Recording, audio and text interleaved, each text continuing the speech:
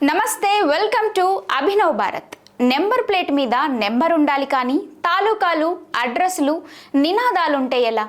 ఎమ్మెల్యేలు, ఎంపీలు, ఆఖరికి సీఎం కూడా నెంబర్ ప్లేట్ ఉన్న వాహనాల్లో తిరుగుతుంటే కొంతమంది అభిమానులు, అనుచరులు, కార్యకర్తలు మాత్రం నెంబర్ తీసేసి ఎమ్మెల్యే గారి తాలూకా, ఎంపీ గారి తాలూకా అని రాసుకుని తిరగడమేంటి? మరి మితిమీరిన అతి కాకపోతే పబ్లిక్గా ఇలా నిబంధనలు ఉల్లంఘించడం టూ మచ్ కదా. ఏదో సినిమాలో చెప్పినట్లు కొంచెమైనా బాధ్యత ఉండక్కర్లా. ఇదంతా ఎన్నికల ముందు పవన్ అభిమానులతో మొదలైంది. పిఠాపురం ఎమ్మెల్యే గారి తాలూకా అంటూ వాళ్ళు మొదలుపెట్టిన ఓవర్ యాక్షన్ ఇప్పుడు చాలా తాలూకాలకు పాకింది. ఇలాంటి నెంబర్ లేని నెంబర్ ప్లేట్లు చూసి చిర్రెత్తుకొచ్చిన విశాఖ జిల్లా రవాణా శాఖ డిప్యూటీ కమిషనర్ రాజారత్నం ఒక ప్రకటన విడుదల చేశారు.